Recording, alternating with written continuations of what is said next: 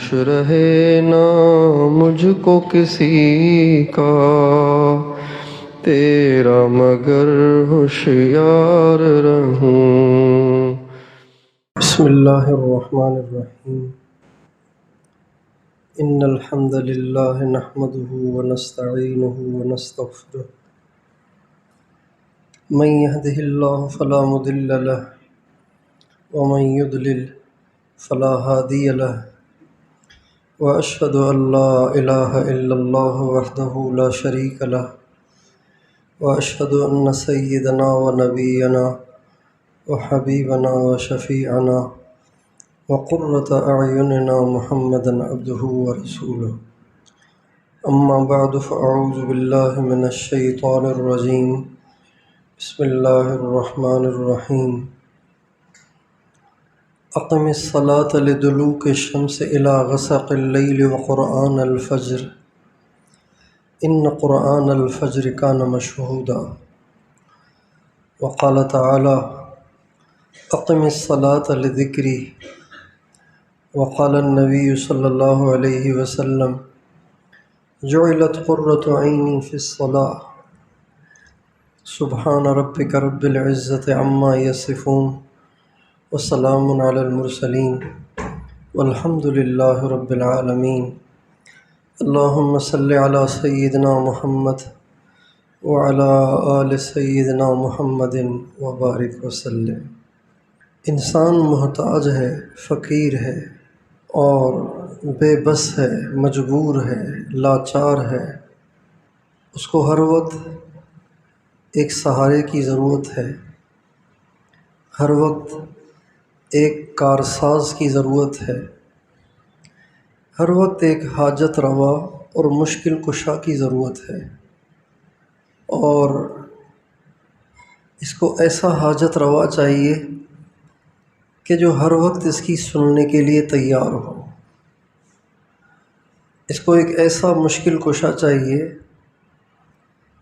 جس کے ساتھ رابطہ بہت آسان ہو۔ اس کو ایک ایسا مشکل کشا چاہیے کہ جو اتنا طاقتور ہو کہ کوئی بات اس کے بس سے باہر نہ ہو، ایسا چاہیے۔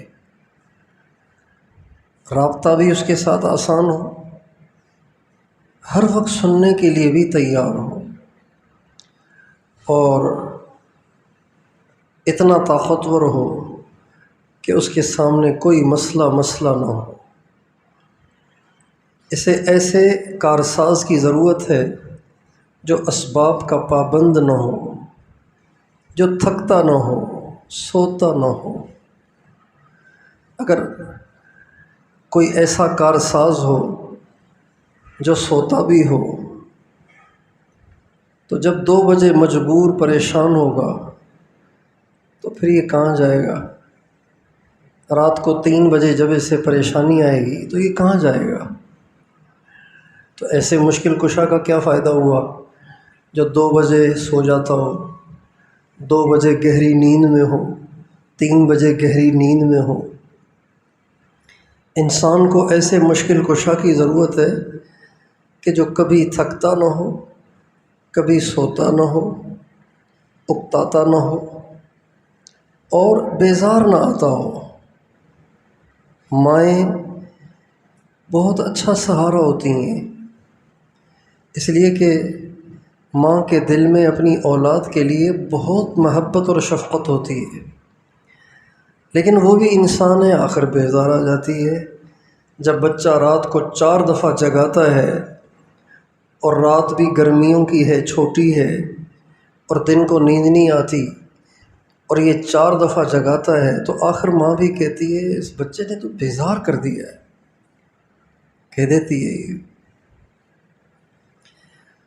تو اب اس کو ایسا سہارا چاہیے جو بیزار بھی نہ آتا ہو، اکتاتا بھی نہ ہو، اور دے کر اس کا موڈ خراب نہ ہوتا ہو بلکہ خوش ہوتا ہو، اسے دینے میں خوشی محسوس ہوتی ہو، ایسا مشکل کشا چاہیے۔ یہ تمام باتیں دنیا کے کسی انسان میں نہیں ہیں۔ چاہے کوئی ولی ہو، چاہے کوئی بادشاہ ہو، چاہے ماں ہو، چاہے باپ ہو۔ باپ بھی بے بس ہوتا ہے، ماں بھی بے بس ہوتی ہے، باپ بادشاہ بھی ہو نا تب بھی بے بس ہو جاتا ہے۔ کتنے بادشاہ ہیں جن کے بچوں کو ایسی بیماریاں ہیں جس کا علاج ہی نہیں ہے، باپ بے بس ہے، بادشاہ ہے لیکن بے بس ہے۔ مائیں بھی بے بس ہو جاتی ہیں، باپ بھی بے بس ہو جاتے ہیں، رشتہ دار بھی بے بس ہو جاتے ہیں، اولیاء بھی بے بس ہو جاتے ہیں، اللہ کے پیارے بھی بے بس ہو جاتے ہیں۔ نبی کریم صلی اللہ علیہ وسلم کے آخری بیٹے حضرت ابراہیم کا جب انتقال ہو رہا تھا اور وہ آپ کی گود میں تڑپ رہے تھے اور ان کی روح نکل رہی تھی، تو آپ علیہ السلام کی آنکھوں سے آنسو گر رہے تھے اور آپ فرما رہے تھے، ابراہیم تیرا باپ تیرے لیے کچھ نہیں کر سکتا، ابراہیم تیرا باپ اللہ کے سامنے بے بس ہے، کچھ نہیں کر سکتا۔ آپ حضرت فاطمہ سے فرمایا کرتے تھے، آپ کو حضرت بی بی فاطمہ سے دنیا میں سب سے زیادہ محبت تھی۔ اما عائشہ رضی اللہ عنہا سے کسی نے پوچھا کہ اللہ کے نبی کو سب سے زیادہ کس سے محبت تھی؟ تو فرمایا بیٹی فاطمہ سے، پھر اس کے خاوند علی سے۔ کس نے کہا؟ کس نے کہا؟ بولیے۔ اب اگر کرائے کے ذاکر اور کرائے کے مولوی کہیں کہ عائشہ اور فاطمہ کی بنتی نہیں تھی، تو یہ سب الزام تراشیاں اور جھوٹ ہیں، یہ افطرا پردازیاں ہیں، اس کی کوئی حقیقت نہیں ہے۔ اما عائشہ فرماتی ہیں کہ اللہ کے نبی کو سب سے زیادہ پیاری دنیا میں فاطمہ تھی۔ تو پوچھنے والے نے کہا پھر؟ تو فرمایا پھر اس کے بعد ان کے خاوند تھے۔ اور اما عائشہ فرماتی ہیں رضی اللہ تعالی عنہا کہ سب سے زیادہ نبی کریم صلی اللہ علیہ وسلم کے مشابہ چہرے میں، چال ڈھال میں اور بول چال میں دنیا میں سب سے زیادہ اللہ کے نبی کے مشابہ حضرت فاطمہ ہیں۔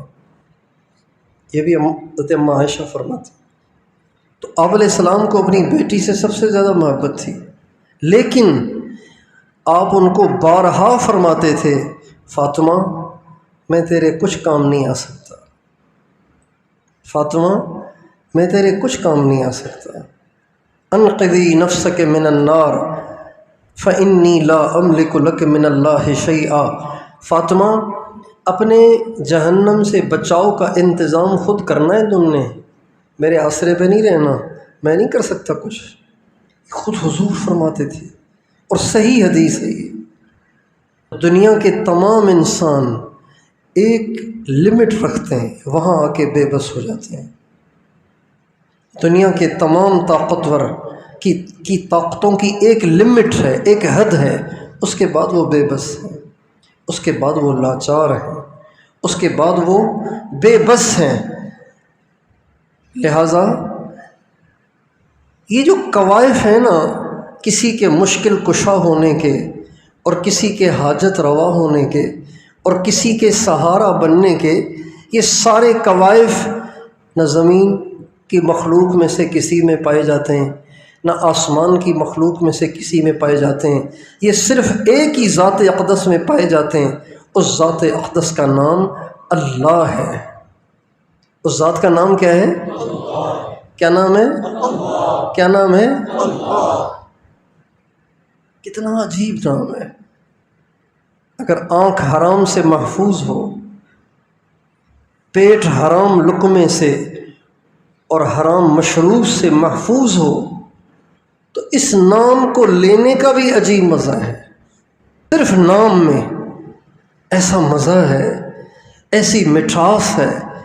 دنیا کے تمام نام آپ دہرائیں گے تو اکتا جائیں گے، یہ ایک واحد نام ہے جس کو آپ سینکڑوں دفعہ پکاریں، ہزاروں دفعہ دہرائیں، لاکھوں دفعہ دہرائیں، کروڑوں دفعہ دہرائیں، کبھی آپ کا دل نہیں کرے گا یار بس کرو، اب تو بالکل تنگ آ گیا دماغ تو۔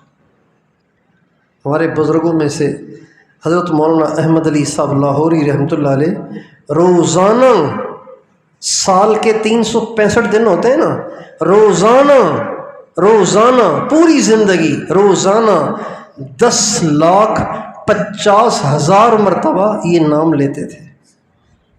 اگر آپ مادی دور کے کاؤنٹر سے اسے کاؤنٹ کریں گے تو آپ کو سمجھ میں نہیں آئے گا بھائی 10.5 لاکھ کیسے کہے گا آدمی، کھائے گا پیے گا سارے کام کرے گا کیسے کرے گا؟ لیکن نہیں، اللہ والوں کے پیمانے وہ نہیں ہوتے جو ہمارے ہوتے ہیں، اللہ والوں کے پیمانے اور ہوتے ہیں۔ تو چونکہ انسان کمزور ہے اس لیے انسان کو ہر وقت اللہ کی ضرورت ہے، چونکہ انسان بے بس ہے اس لیے انسان کو ہر وقت اللہ کی ضرورت ہے، چونکہ انسان لاچار ہے اس لیے انسان کو ہر وقت اللہ کی ضرورت ہے۔ اللہ وہ ذات ہے کہ جس کو سب نہیں پکارا۔ آدم علیہ السلام پہلے انسان ہیں، جب مشکل آئی تو اللہ کو پکارا۔ نوح علیہ السلام ان کے بعد دوسرے اولو العزم پیغمبر ہیں، تو مشکل آئی تو اللہ کو پکارا۔ ابراہیم علیہ السلام ان کے بعد اولو العزم پیغمبر ہیں، مشکل آئی اللہ کو پکارا۔ موسیٰ علیہ السلام ان کے بعد اولو العزم پیغمبر ہیں، مشکل آئی اللہ کو پکارا۔ عیسیٰ علیہ السلام ان کے بعد اولو العزم پیغمبروں میں سے ہیں، مشکل آئی اللہ کو پکارا۔ اور جب سارے نبیوں کا سردار آیا، سارے نبیوں کا امام آیا، اور وجہ کائنات آیا، اور خاتم النبیین آئے، اور سید المرسلین آئے، اور وہ آئے کہ جن سے اللہ نے سب سے زیادہ محبت کی اور جن کی تعریف خود اللہ نے قرآن میں کی، جب وہ آئے تو انہوں نے بھی ہر مشکل میں کس کو پکارا؟ یہ ایک سبق چل رہا ہے، یہ ایک سبق چل رہا ہے شروع سے کہ یوں کرنا ہے، یوں کرنا ہے، یوں کرنا ہے۔ اور ہمارے نبی صلی اللہ علیہ وسلم صرف بڑے بڑے کاموں میں اللہ کو نہیں پکارتے تھے، آپ چھوٹے چھوٹے کاموں میں بھی اللہ کو پکارتے تھے۔ اب علیہ السلام کا ارشاد ہے لِيَسْأَلْ أَحَدُكُمْ رَبَّهُ حَتَّى الْمِلْحَ، گھر میں نمک نہیں ہے تو بھی اللہ سے مانگو، یا اللہ نمک نہیں ہے۔ لِيَسْأَلْ أَحَدُكُمْ رَبَّهُ حَتَّى شِسْعًا عَلَيْهِ، راہ چلتے ہوئے جوتی ٹوٹ گئی، اب موچی قریب میں نہیں ہے اور گرمی اتنی ہے کہ بغیر جوتوں کے چلا نہیں جائے گا، اب آپ پریشان ہیں، اب کس کو پکاریں؟ اب اللہ اتنے بڑے کو کہیں کہ جوتی کا تسمہ ٹھیک کرو؟ نہیں، اب علیہ السلام فرماتے ہیں یہ بھی اللہ سے مانگو، یا اللہ جوتی ٹوٹ گئی ہے۔ اب علیہ السلام کے ساتھ اللہ تعالیٰ نے شروع سے یہ وعدے کر رکھے تھے کہ فتح ہمیشہ آپ کی ہوگی، نام ہمیشہ آپ کا رہے گا، آپ کے دشمن بے نام و نشان ہو جائیں گے، کبھی آپ کا دشمن کامیاب نہیں ہوگا، ہمیشہ ناکام ہو۔ ان شانئک ھو الابتر، آپ کا دشمن ہمیشہ ناکام رہے گا، نامراد رہے گا اور بے نام و نشان رہے گا۔ یہ مکے میں آیت اتری ہے، یہ آیت مکے میں اتری ہے، لیکن جب آپ مدینے میں آئے اور پہلی دفعہ کفار کے ساتھ آپ کا معرکہ ہونے کا وقت آیا غزوہ بدر میں، تو ہمارے نبی، یہ آیت تو پہلے اتر چکی ہے کہ آپ کا دشمن نامراد ہوگا، آپ کا دشمن ناکام ہوگا، آپ کا دشمن بے نام و نشان ہوگا، یہ باتیں پہلے کہی جا چکی ہیں، لیکن اب بھی نبی کریم صلی اللہ علیہ وسلم جب کفار قریش سے آپ کا سامنا ہوا تو پوری رات آپ روتے رہے،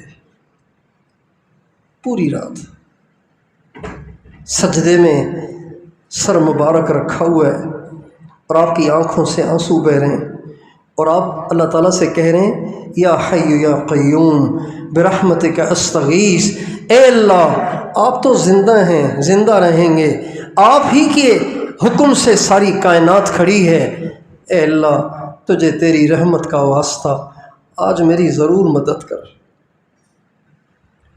تو یہ نبی کریم صلی اللہ علیہ وسلم اپنی امت کو گویا بتا رہے ہیں کہ مشکل میں کیا کرنا ہوتا ہے، بے بسی میں کیا کرنا ہوتا ہے، پریشانی میں کیا کرنا ہوتا ہے، جب مشکل میں گر جائیں تو کیا کرنا ہوتا ہے۔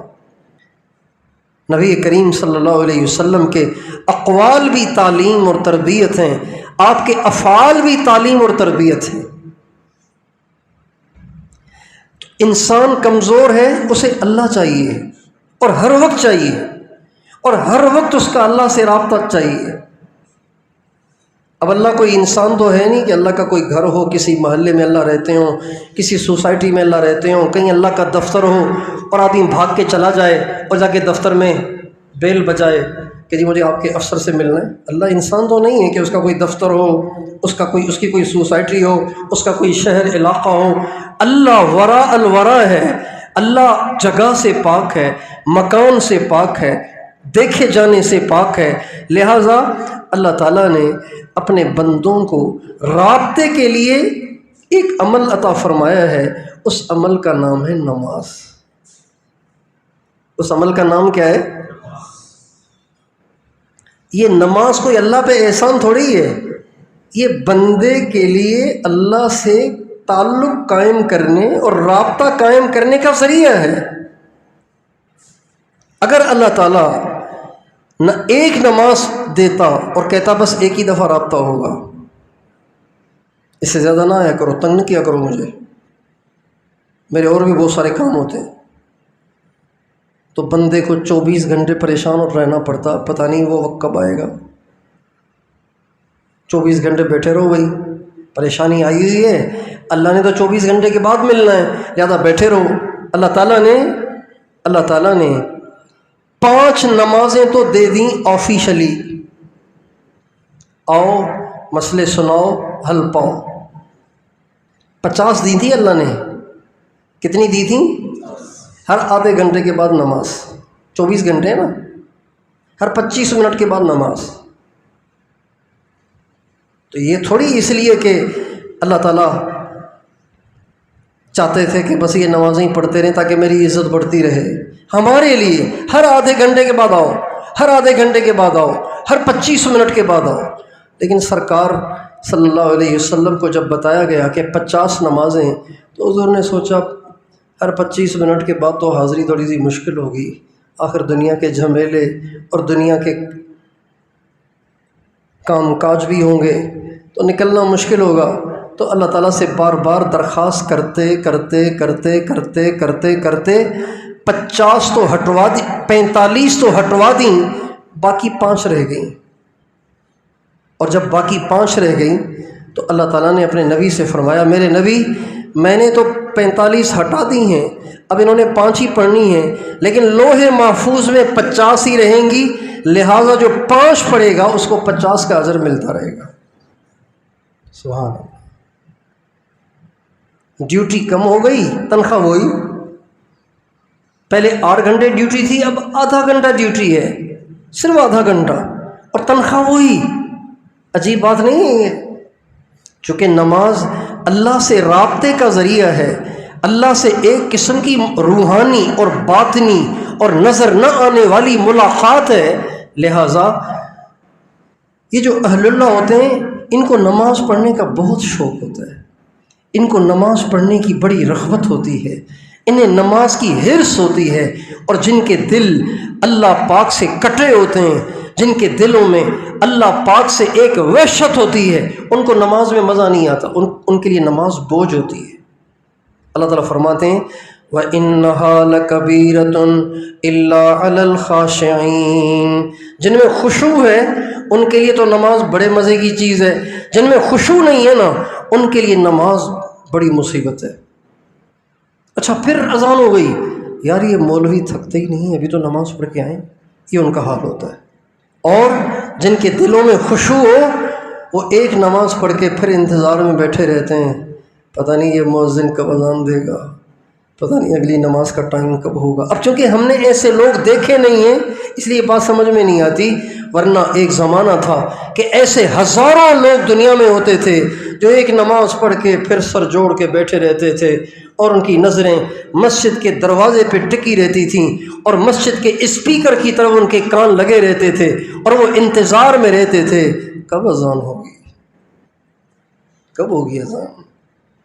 آپ علیہ السلام حضرت بلال سے بعض دفعہ فرماتے، یا بلال اقم الصلاۃ وارحنا بہا، بلال جلدی سے نماز کھڑی کر تاکہ راحت ہو، مزہ آئے۔ اقم الصلاۃ ارحنا بہا، نماز کھڑی کرنا جلدی سے یار، مزہ تو آئے۔ جعلت قرۃ عینی فی الصلاۃ، آپ علیہ السلام فرماتے ہیں اللہ نے میری راحت نماز ہی میں ڈال دی ہے، اللہ نے میری راحت نماز میں ڈال دی ہے، لہٰذا اب مجھے نماز میں مزہ آئے گا، نماز کے علاوہ باقی چیزوں میں مزہ نہیں آتا مجھے۔ امام ربانی مجدد الف ثانی رحمۃ اللہ علیہ فرماتے ہیں الصلاۃ معراج المؤمن، یہ حدیث نہیں ہے، یہ امام ربانی مجدد الف ثانی کا قول ہے، وہ فرماتے ہیں نماز مومن کی معراج ہے۔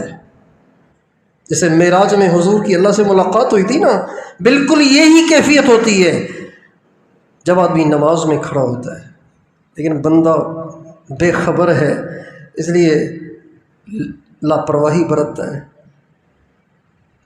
آپ کسی 2 سال کے بچے کو لے کر پاکستان کے صدر سے ملوانے جائیں تو اس کے کیا تاثرات ہوں گے، اس کے کیا کمنٹس ہوں گے، کیا تاثرات ہوں گے اس کے ملاقات کے بعد؟ وہ کہے گا بہت طاقتور آدمی اور بڑی فوج تھی اس کے ساتھ، بڑے بڑے افسر کھڑے ہوئے تھے، گنے لے کے بڑے گارڈ، گھر بھی عجیب عالی شان تھا، بڑی مشکل سے ہماری 2 سال کا بچہ بتائے گا یہ باتیں؟ وہ کھیلتا جائے گا، کھیلتا آئے گا، وہ وہاں پہنچ کے بھی کہے گا ابو ٹافی، ابو چاکلیٹ، ابو چلیں، تھک گیا ہوں، نیند آ رہی ہے، ابو چلیں۔ بیٹا اتنی مشکلوں سے چھوڑیں، ابو مجھے نیند آ رہی ہے۔ کہ 2 سال کا بچہ ہے، اس کو پتہ ہی نہیں کہ میں کس سے ملنے آیا ہوں اور کتنی مشکل سے اس کا ٹائم ملا ہے۔ تو ہماری مثال اس 2 سال کے بچے کی سی ہے، جب نماز میں کھڑے ہوتے ہیں تو امام نے اگر کوئی لمبی سورت شروع کر لی تو امام پہ غصے ہو جاتے ہیں، یار یہ کتنا ٹائم لے لیا امام صاحب نے۔ لیکن جو اللہ کو جانتے ہیں، جو بالغ ہیں، جو اللہ کی عظمت سے واقف ہیں، وہ کہتے ہیں نماز اور لمبی ہوتی تو اچھا تھا۔ چنانچہ نبی کریم صلی اللہ علیہ وسلم نے اپنی زندگی میں نماز کی اتنی اہمیت بیان کی ہے، اتنی اہمیت بیان کی ہے کہ کسی اور چیز کی اتنی اہمیت بیان نہیں کی۔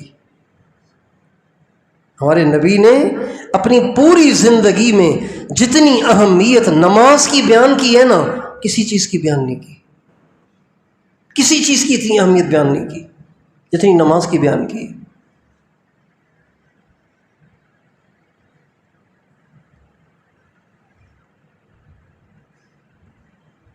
طائف والے جب ہمارے نبی کے پاس مسلمان ہونے کے لیے آئے تو کہنے لگے کہ جی ایک درخواست ہے کہ یہ جو جہاد ہے نا، آپ جو کہتے ہیں جہاد بھی فرض ہے، یہ جہاد ابھی تو ہم سے نہیں ہوگا، ہم تو بہت کمزور لوگ ہیں،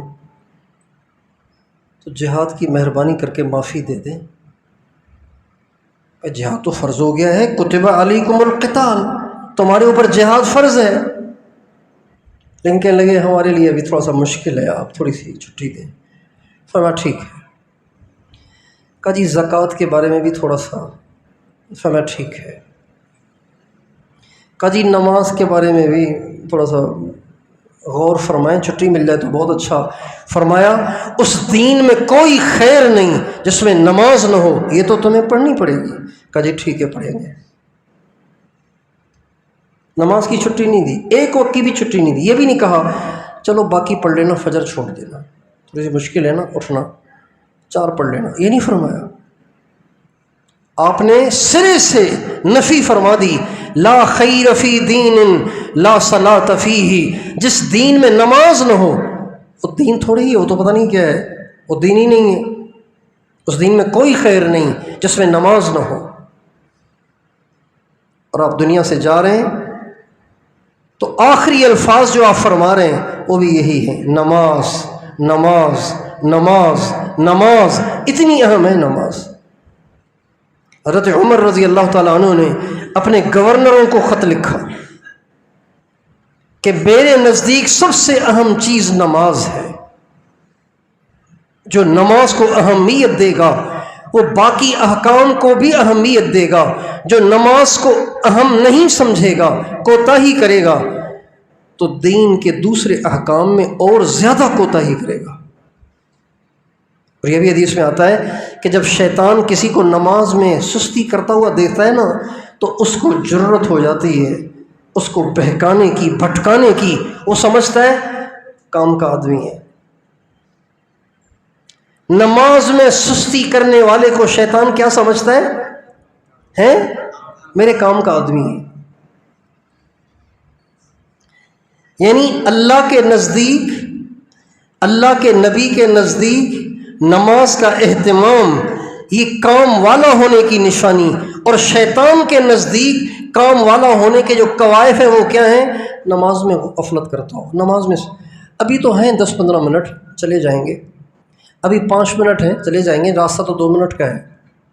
کرتے کرتے کرتے کبھی تکبیر اولیٰ چلی گئی، کبھی رکعت چلی گئی، کبھی جماعتی چلی گئی، یہ سستی برت رہا ہے۔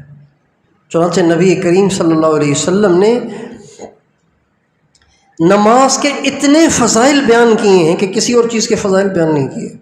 ایک شخص نے پوچھا، یا رسول اللہ سب سے افضل عمل کیا ہے؟ فرمایا نماز۔ اس نے پھر کہا سب سے افضل عمل کیا ہے؟ آپ نے فرمایا نماز۔ اس نے پھر پوچھا سب سے افضل عمل کیا ہے؟ فرمایا نماز۔ اور یہ اللہ کو اتنا پسند ہے، یہ عمل اللہ کو اتنا پسند ہے کہ بندہ اللہ کی جو نافرمانیاں کرتا ہے اور اللہ کی نافرمانیاں کر کے جو اللہ کو ناراض کرتا ہے نا، اللہ تعالیٰ نماز کی برکت سے وہ ناراضگیاں دور کر دیتے ہیں۔ آپ نے مجھے کوئی تکلیف دی، اس کے بعد آپ نے مجھ پہ کوئی اتنا بڑا احسان کیا کہ میں وہ زیادتی بھول گیا۔ ایسے ہوتا ہے کہ نہیں ہوتا؟ ایسے ہوتا ہے کہ نہیں ہوتا؟ تو نماز اللہ کو اتنی پسند ہے، ہمارے نبی کا ارشاد ہے جب آدمی ظہر کی نماز پڑھتا ہے تو فجر سے لے کے ظہر تک جتنے گناہ کیے ہوں ظہر پڑھنے سے سب معاف ہو جاتے ہیں۔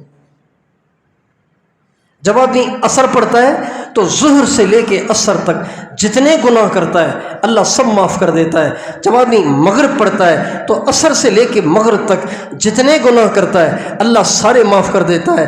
جب آدمی عشاء پڑھتا ہے تو مغرب سے لے کے عشاء تک جتنے گناہ کرتا ہے وہ سب اللہ معاف کر دیتا ہے۔ اور جب آدمی فجر پڑھتا ہے تو عشاء سے لے کے فجر تک جتنے گناہ ہوئے اللہ سارے معاف کر دیتا ہے۔ ایک دفعہ آپ نے مثال سے سمجھایا، لو ان نہرا بباب احدکم یغتسل فیہ کل یوم 5 مرات، مجھے بتاؤ اگر تمہارے گھر کے قریب ایک دریا ہو، نہر عربی میں کہتے ہیں دریا کو، ہمارے ہاں نہر اردو میں چھوٹی ندی کو کہتے ہیں، عربی زبان میں نہر دریا کو کہتے ہیں۔ جیسے ہمارا حالہ کا دریا ہے نا، کتنا بڑا ہے، اس کو نہر کہتے ہیں عربی زبان میں۔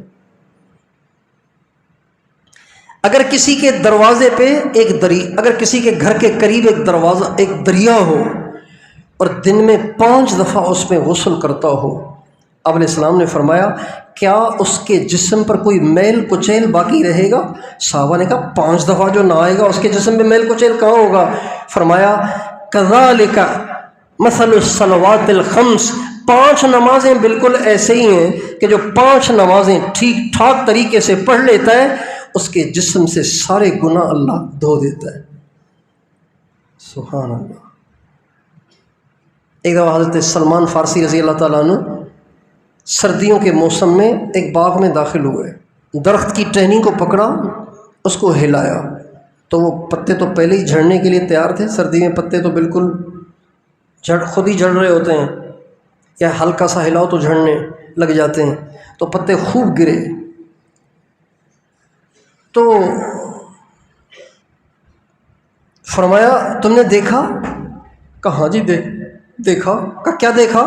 کہ ہلکا سا ہلایا، اتنے پتے گر گئے۔ تو فرمانے لگے ایک دفعہ اللہ کے نبی نے بھی ایسے ہی کیا تھا، اور پھر فرمایا جس طرح اس شاخ کو ہلکا سا ہلانے سے اس کے سارے پتے جھڑ کے گر گئے، بالکل اسی طرح جب آدمی 5 نمازیں پابندی سے پڑھتا ہے تو اللہ تعالیٰ اس کے جسم سے ایسے گناہ گرا دیتے ہیں۔ حضرات صحابہ کرام کے زمانے میں نماز کی بہت اہمیت تھی۔ ہمارے تو 95% 90% مسلمان نماز پڑھتے ہی نہیں، اور ایسے بھی بد نصیب ہمارے معاشرے میں رہتے ہیں جو کہتے ہیں نماز کیا ہوتی ہے، نماز کم زنانہ دا، کہتے ہیں یہ زنانی یہ عورتوں کا کام ہے نماز پڑھنا۔ اور ایک ہمارے ہاں ایک ایسا طبقہ ہے جو اپنے آپ کو صوفی ازم کہتے ہیں، صوفی ازم والے کہلاتے ہیں، صوفی کہلاتے ہیں، صوفی ازم، یہ ان کا ایک نظریہ ہے۔ وہ کہتے ہیں کہ نماز سے مراد نماز تھوڑی ہے، نماز سے مراد دعا ہے، نماز سے مراد ذکر ہے۔ تو ہمارا تو بال بال ذکر کرتا ہے، ہمیں نماز کی کیا ضرورت ہے؟ یہ نماز تو بچوں کے کام ہے، یہ نماز تو ایسے ہی دین میں داخل کرنے کے لیے، ورنہ جو ہمارے مقام کو پہنچ جاتا ہے نا اس کے لیے نمازیں نہیں ہوتی۔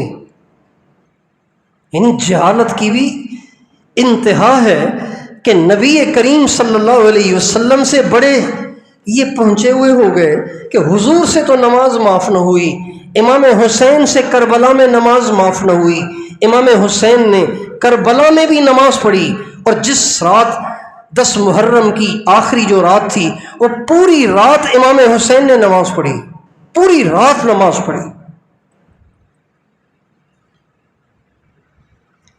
جمعے کے دن شہید ہوئے تو جمعے کی جو رات تھی یہ امام حسین کی سونے میں نہیں گزری، بستر میں نہیں گزری، پوری رات امام حسین کی نماز میں گزری ہے۔ تو امام حسین سے بڑے ولی بن گئے ہیں۔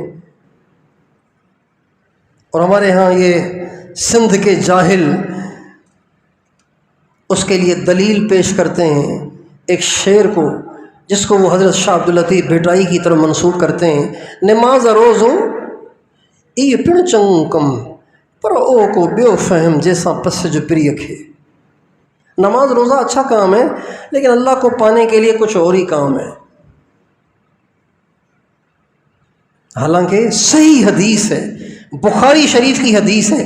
اگر یہ شاہ عبداللطیف بھٹائی رحمۃ اللہ علیہ کا شعر ہے بھی، اول یہ کہ ہے ہی نہیں، اگر یہ ہے بھی تو اس کا مطلب یہ نہیں ہے، اگر اس کا مطلب یہ ہے بھی تو چونکہ صحیح حدیث کے خلاف ہے لہذا ہم قبول نہیں کریں گے۔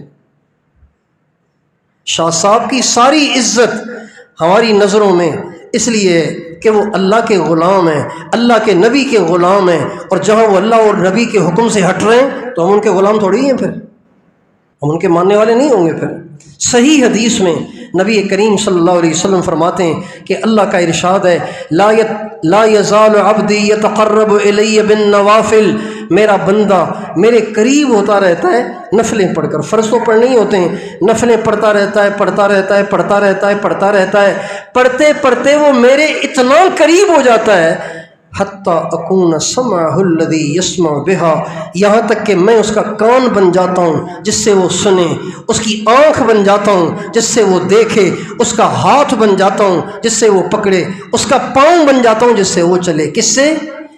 یہ اس مقام تک کیسے پہنچتا ہے؟ نفلیں پڑھ پڑھ کے۔ صحیح حدیث ہے بخاری شریف۔ نبی کریم صلی اللہ علیہ وسلم کے زمانے میں نماز میں سستی کرنا یہ منافق ہونے کی نشانی ہوا کرتا تھا۔ کبھی آیا کبھی نہیں آیا، آیا تو آخری صفوں میں۔ یہ منافق کی نشانی ہوتی تھی، اور پکے مومن کی نشانی کیا ہوتی تھی؟ شوق سے آتا، اگلی صفوں میں آتا۔ ہمارے نبی کے زمانے میں پہلی صف تک پہنچنے کے لیے مقابلے ہوتے تھے، اور یہاں لوگ آتے بھی ہیں تو پیچھے بیٹھے رہتے ہیں، پہلی صف خالی پڑی رہتی ہے۔ پھر جب اقامت شروع ہوتی ہے پھر مریل آگے بڑھتے ہیں، اور دوسرے سے کہتے ہیں آپ آگے چلیں، وہ کہتے ہیں آپ آگے چلیں، بھائی یہ جو موقع ہے یہ ایثار کا موقع نہیں ہے، یہ مسابقت کا موقع ہے، یہ آگے بڑھنے کا موقع ہے۔ عربوں میں ہم نے یہ صفت دیکھی کہ عرب کبھی یوں نہیں کہے گا آپ آگے چلیں، ایک دم بھاگے گا آگے۔ اگلی صف میں جانے کے لیے اکرام نہیں ہوتا، مقابلہ ہوتا ہے۔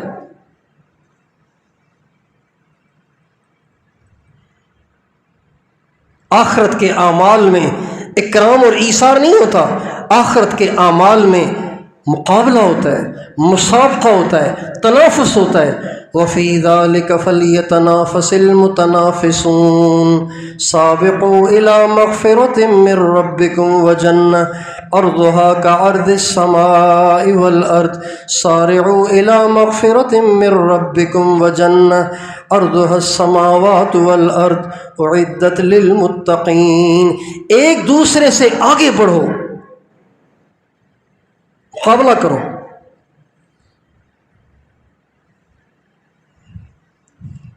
لیکن اور پھر اللہ تعالیٰ نے نماز کے اندر اتنی جامعیت رکھی ہے جو کسی دوسرے عمل میں نہیں ہے۔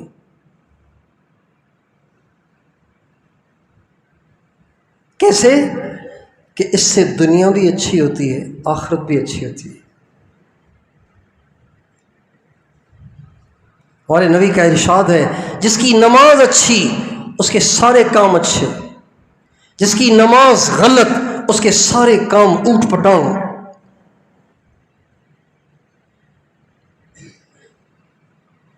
اس لیے ہمارے اکابر کا یہ نظریہ ہوتا تھا، ان کا یہ سوچ کا زاویہ ہوتا تھا کہ جب غلطیاں ہوتی ہیں تو کہتے تھے اس کی نماز ٹھیک نہیں ہے اس لیے غلطیاں کرتا ہی ہے۔ جو کہتا کہ جی نظروں کی حفاظت نہیں ہوتی تو فرماتے تھے تمہاری نماز ٹھیک نہیں ہے۔ کہتا جی زبان پہ قابو نہیں ہے، فرماتے تمہاری نماز ٹھیک نہیں ہے۔ نماز میں یہی تو مشق کروائی جاتی ہے کہ نظر سجدے کی جگہ پہ رکھنی ہے، قیام میں اتحیات میں گود میں رکھنی ہے، رکوع میں دونوں پاؤں کے انگوٹھوں کے بیچ میں ٹکانی ہے۔ جب وہاں تم گھماتے رہو گے تو پھر نماز سے باہر بھی گھماؤ گے۔ نماز اصلاح کا مرکزی نقطہ ہے، یہ ٹھیک سب کام آسان ہو جاتے ہیں، اچھے ہو جاتے ہیں۔ نماز غلط، نماز میں بے دھیانی، نماز میں بے توجہی، نماز قائم نہیں ہو رہی، پڑھی جا رہی ہے تو اس سے وہ فوائد مرتب نہیں ہوں گے جو بتائے گئے ہیں۔ سبحان اللہ۔ اللہ تعالیٰ 21ویں پارے کی پہلی آیتوں میں فرماتے ہیں ان الصلاۃ تنہا عن الفحشاء والمنکر، بے شک نماز، الصلاۃ کا مطلب ہے مخصوص نماز، ہر نماز نہیں جو ہم پڑھ رہے ہیں وہ والی نہیں، مخصوص نماز کون سی؟ جو قائم کی گئی ہو، آداب، سنتوں، مستحبات کے ساتھ پڑھی گئی ہو، وہ مخصوص نماز۔ وہ کیا کرتی ہے؟ تنہا عن الفحشاء والمنکر، چھڑا دیتی ہے بے حیائی کے کام بھی اور گناہ کے کام بھی۔ کیا کرتی ہے؟ کیا کرتی ہے؟ کیا کرتی ہے؟ چھڑا دیتی ہے۔ سر روکتی نہیں ہے بھائی ایسے نہ کرو، پھر بے شک وہ کرتا رہے، ایسے نہیں کرتی، وہ چھڑا دیتی ہے۔ تنہا کا معنی ہے چھڑا دیتی ہے۔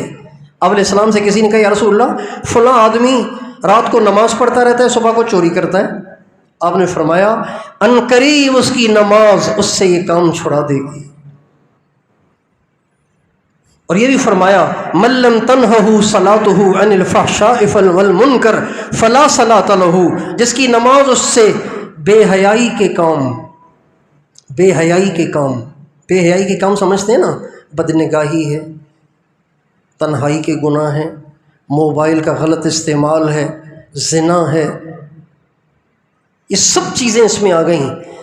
آپ فرماتے ہیں جس کی نماز اس سے یہ کام نہیں چھڑا رہی، اس کی نماز ہے ہی نہیں۔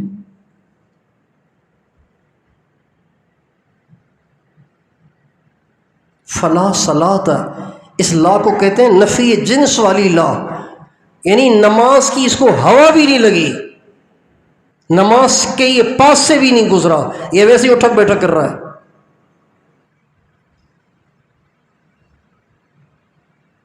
اللہ تعالیٰ نے نماز میں ایسی، اور نماز میں سکون، ہو اتنا سکون ہے اس میں کہ یہ تو عام سے عام آدمی محسوس کر لیتا ہے۔ تھکا ہوا، پریشان، ٹینشن کا مارا ہوا، اچھی طرح وضو کرے اور آ کے نماز پڑھے، مزہ نہ آئے تو جو کہنا ہو کہے، سکون نہ ملے، سر سے بوجھ نہ اتر جائے، سینہ ٹھنڈا نہ ہو جائے تو جو کہنا ہو کہے، تو عام آدمی محسوس کر لیتا ہے۔ اس لیے اپنی نمازوں پہ توجہ دینا یہ دین کی سلامتی کے لیے بنیادی بات ہے۔ جس کی نماز یکسوئی والی، اس کی پوری زندگی یکسوئی والی ہوگی۔ جس کی نماز میں اضطراب ہوگا، نماز میں افتراق ہوگا، اس کی پوری زندگی میں افتراق ہوگا، بے چینی ہوگی، اضطراب ہوگا۔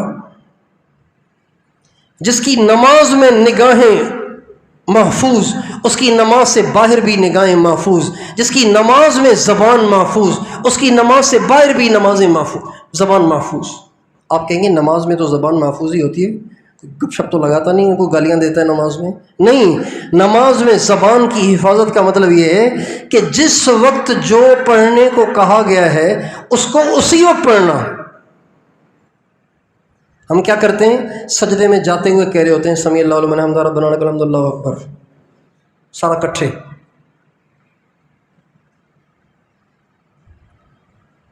اتحیات پوری پڑھتے ہیں بیٹھ کے، آخری جملہ کھڑے ہوتے قل اللہ عد پڑھی اور اس کی بھی آخری آیت رکوع میں جاتے جاتے، پتہ نہیں ایسی کیا جلدی ہوتی ہے۔ قل اللہ احد اللہ الصمد لم یلد ولم یولد ولم یکن له کفوا احد۔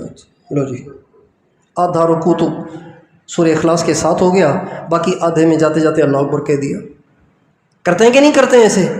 بھائی کرتے ہیں کہ نہیں کرتے ہیں؟ اگر کسی کو احساس نہیں ہے تو کبھی خوب دھیان سے اپنی پرانی عادت کو دہرائے اور دیکھے کہ میں کیا کرتا ہوں نماز میں۔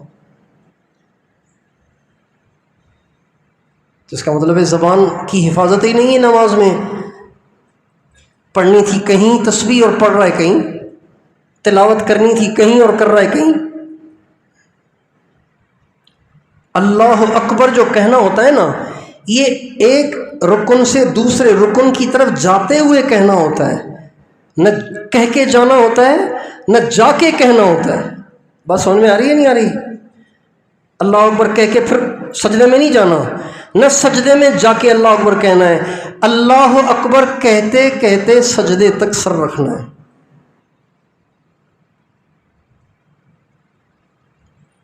جس کی نماز میں نگاہیں آوارہ، اس کی نماز سے باہر بھی آوارہ۔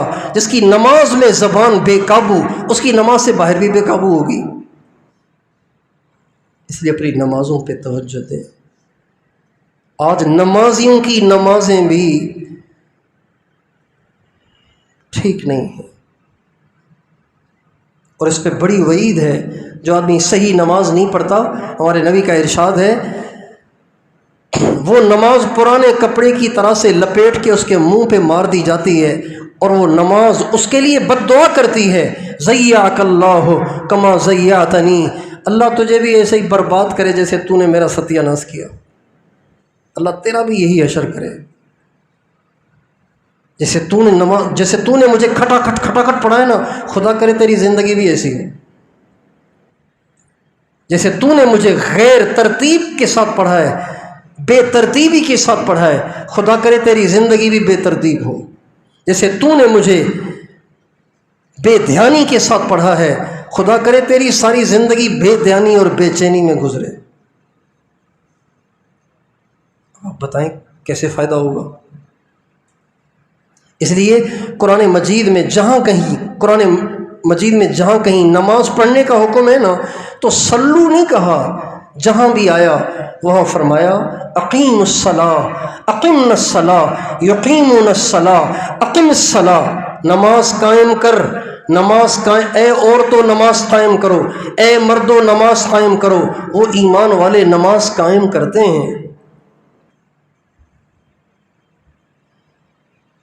الف لام میم ذالک الکتاب لا ریب فیہ ھدی للمتقین الذین یؤمنون بالغیب ویقیمون الصلاۃ ومما رزقناہم ینفقون۔ یہ قرآن مجید ہدایت ہے متقیوں کے لیے، اور متقی وہ ہیں جو قرآن پہ ایمان رکھتے ہیں، قرآن سے پہلے اتاری گئی کتابوں پہ ایمان رکھتے ہیں، اور نماز کو قائم کرتے ہیں۔ جو نماز کو قائم کرتے ہیں ان کو ملے گی قرآن سے ہدایت، اور اللہ کے دیے میں سے خرچ کرتے ہیں۔ یہ اللہ کی ہدایت پر ہیں، یہی کامیاب ہیں۔ تو دوستو ہم اپنی نمازوں پہ محنت کریں، اپنی نمازوں کو جاندار بنائیں، اپنی نمازوں کو اہمیت دیں۔ اور اگر کوئی آدمی نماز کو جاندار بنانا چاہتا ہے تو ابتدائی درجے میں 2 کام ضرور کرے۔ کتنے کام کرے؟ کتنے کام کرے؟ ابتدائی درجے میں 2 کام کرے۔ ایک، جو ہی کان میں اذان کی آواز پڑے سارے کام چھوڑ کے پہلے نماز کی تیاری میں لگ جائے۔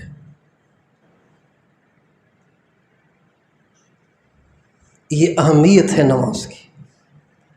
جو ہی ہمارے ہاں اس کا ماحول نہیں ہے، ہمارے یہاں کہتے ہیں ابھی 20 منٹ ہیں، ابھی 15 منٹ ہیں، ابھی 10 منٹ ہیں، ابھی 5 منٹ ہیں، ابھی 2 منٹ ہیں۔ اذان ہو گئی ہے نا، بس سب کام اسٹاپ، چلو نماز کے لیے۔ مؤذن نے یہ تو نہیں کہا آؤ نماز کے لیے 20 منٹ کے بعد، حی علی الصلاۃ بعد 20 دقیقۃ، حی علی الفلاح بعد 20 دقیقۃ، یہ تو نہیں کہا 20 منٹ کے بعد آؤ۔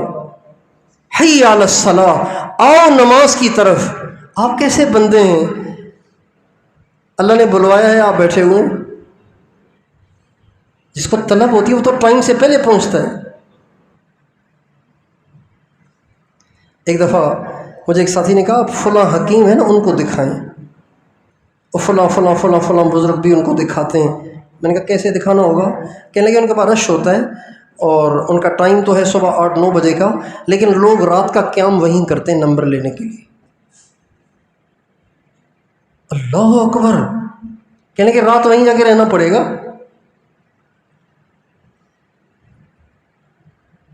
فجر کا بس فجر وہیں پڑھتے ہیں لوگ، جس نے پڑھنی ہوتی ہے وہ وہیں پڑھ لیتا ہے، نہ لائن لمبی لگے گی تو پھر مشکل ہو جائے گا۔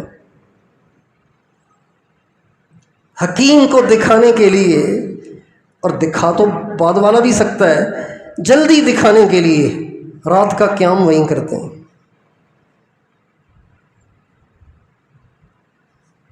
اس لیے سب سے پہلا کام نماز کو جاندار بنانے کے لیے، نماز ایسی بنانے کے لیے کہ جس نماز کی برکت سے ہماری دنیا بھی اچھی ہو، ہماری آخرت بھی اچھی ہو، پہلا کام اذان سنتے ہی سب کام چھوڑ دیں۔ تھوڑا سا مشکل لگے گا شروع میں، سچ پوچھئے، سچ پوچھئے، آپ کو پھر اتنا مزہ آئے گا اس عمل میں کہ کچھ نہ پوچھو۔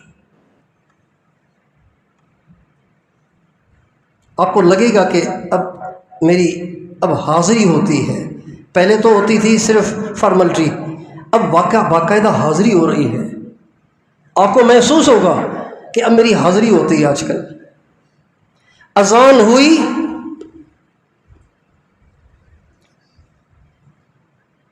کھانا کھانے بیٹھے، اذان ہو گئی ہے، چلو جی باقی بعد میں۔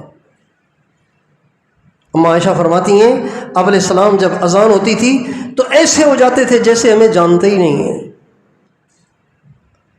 تھوڑا سا مشکل ہے لیکن کریں گے تو آپ کو مزہ آئے گا، نماز میں بھی مزہ آئے گا اور نماز میں جان آئے گی۔ اور ایسی نماز پڑھنے کے بعد جب آپ ہاتھ اٹھائیں گے، اللہ کی قسم اللہ آپ کے ہاتھ خالی نہیں لوٹائے گا۔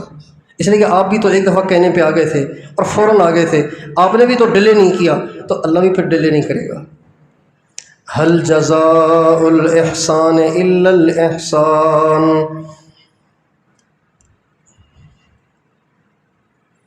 جب آپ نے جلدی کی تو اللہ بھی جلدی کرے گا، جب آپ نے دیر نہ کی تو اللہ بھی پھر دیر نہیں کرے گا.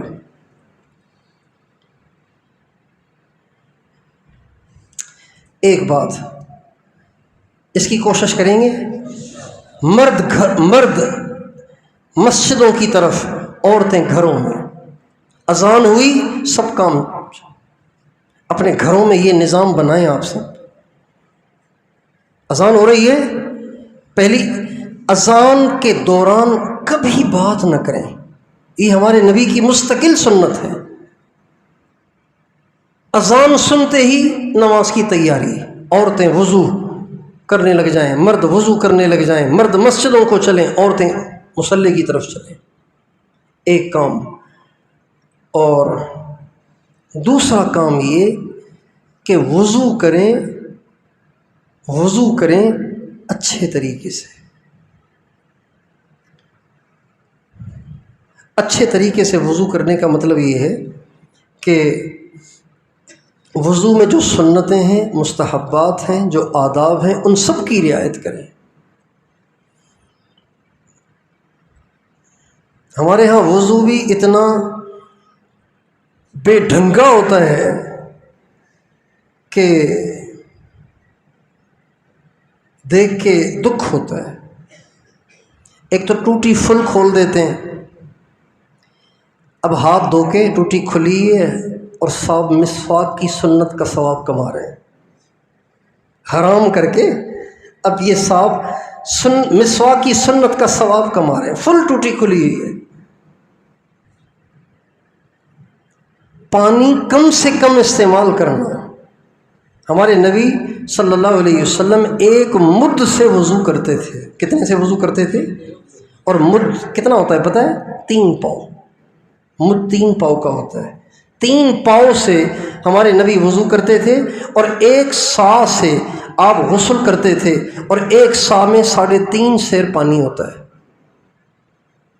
3.5 سیر پانی، 3.5 سیر سے آپ غسل کرتے تھے، اور 3 پاؤ سے آپ وضو کرتے تھے. اور آسان ہے، مشکل نہیں ہے. ہم لوگ افریقہ میں تھے تو آدھے پاؤ سے، حضور تو 3 پاؤ استعمال کرتے تھے نا، آدھے پاؤ سے ہم پورا وضو کرتے تھے. آدھے پاؤ سے پورا وضو، صرف فرائض نہیں، باقاعدہ وضو. چونکہ پانی پیسوں سے لینا پڑتا تھا، وضو کا پانی بھی پیسوں سے لینا پڑتا تھا، اور جلدی ملتا بھی نہیں تھا، مشکل سے ملتا تھا. تو آدھے پاؤ میں ہم وضو کرتے تھے اور ہو جاتا تھا. اور ان راڑیوں کے ساتھ وضو ہوتا تھا. یہ نہیں کہ سارے وضو کرنے والے بے ریش تھے کہ جن کو راڑی کے لیے بھی پانی نہیں چاہیے ہوتا. اور آپ کم پانی کے ساتھ، آداب کے ساتھ وضو کر کے جو نماز پڑھیں، مزہ نہ آئے تو پھر جو کہنا ہو. صرف یہ 2 کام کر لیں. اذان سنتے ہی فوراً نماز کی تیاری، اور وضو کریں اچھے طریقے سے. تھوڑا پانی، اچھی طرح ہاتھ دھوئیں، اور جب ہاتھ دھوئیں تو نیت کریں ہاتھ کے گناہ معاف ہو گئے. کلی کریں، نیت کریں منہ کے گناہ معاف ہو گئے. ناک میں پانی ڈالیں، منہ دھوئیں، بازو دھوئیں، مسح کریں، پاؤں دھوئیں. اور جب پاؤں دھو چکیں اور آخری قطرہ ٹپک جائے تو یہ یقین کر لیں کہ جسم کے سارے گناہ آخری قطرے کے ساتھ بہہ گئے. جو آدمی وضو کے شروع میں کہتا ہے نا بسم اللہ والحمد للہ، تو اس کے جسم کے سارے گناہ معاف ہو جاتے ہیں. اور جو وضو کے شروع میں بسم اللہ والحمد للہ نہیں کہتا، تو اس کے صرف جن اعضاء کو دھویا ہے ان کے گناہ معاف ہوتے ہیں، سارے جسم کے معاف نہیں ہوتے. یہ 2 کام اگر کوئی کر لینا تو نماز میں جان آ جائے گی. صرف یہ 2 کام. نماز کو بنانے کے لیے اور بھی بہت ساری باتیں ہیں، کسی موقع پہ انشاءاللہ آ جائیں گی، لیکن یہ 2 کام بھی اگر ہم شروع کر لیں، اذان سنتے ہی فوراً نماز کی تیاری. اس لیے علماء نے لکھا ہے کہ اذان کی آواز کان میں پڑتے ہی اپنی ہیئت کو بدلنا یہ مستحب ہے۔ آپ لیٹے ہوئے نا، اذان سنتے ہی بیٹھ جائیں، بیٹھے ہوئے اٹھ کے جانے کی ہیئت اختیار کر لیں، یا ایسے بس ہو جیسے اب آپ اٹھ رہے ہیں۔ ہیئت میں تبدیلی کرنا یہ مستحب ہے۔ اس کا مطلب ہے کہ اذان سے اثر لیا ہے، اور اگر ہلا ہی نہیں تو اس کا مطلب ہے ڈھیٹ رہے، ہلا ہی نہیں، اذان سن کے ٹس سے مسی نہیں ہوا۔ ایسے نہیں ہونا چاہیے۔ تو یہ دو کام تو آسان ہے نا، یہ دو کام تو آسان ہیں کہ نہیں؟ امام ربانی مجدد الف ثانی رحمۃ اللہ علیہ فرماتے ہیں کہ بڑے بڑے مجاہدوں سے وہ نور نہیں ملے گا جو نماز کو صحیح طریقے سے پڑھنے سے ملے گا۔ یہ بھی فرماتے تھے کہ بڑے بڑے مجاہدے اتنے نفس پر بھاری نہیں ہیں جتنا نماز کو صحیح پڑھنا یہ نفس پر بھاری ہے۔ نفس کہتا ہے نماز کو تو گھماؤ، باقی روزے بھی رکھ لیں گے، اور یہ کھانا بھی چھوڑ دیں گے، پینا بھی چھوڑ دیں گے، اور یہ پرہیز بھی کر لیں گے، وہ بھی کر لیں گے، یہ سارے کام چونکہ اس میں لگتا ہے کہ میں بزرگ بن رہا ہوں۔ میں نے 35 سال سے بازار کا کھانا نہیں کھایا، واہ واہ واہ واہ یار، یہ تو بڑا پہنچا ہوا ہے۔ اور یہ کوئی نہیں کہتا 35 سال سے تکبیر اولیٰ فوت نہیں ہوئی، یہ کہیں سننے کو نہیں ملتا۔ 35 سال سے میری نظر قیام میں سجدے کی جگہ سے آگے پیچھے نہیں ہوئی، بہت مشکل کام ہے، اس لیے اس پہ نور بھی زیادہ ہے۔ اللہ تعالی ہم سب کو نماز کی حقیقت عطا فرمائے۔ وآخر دعوانا ان الحمد للہ رب العالمین۔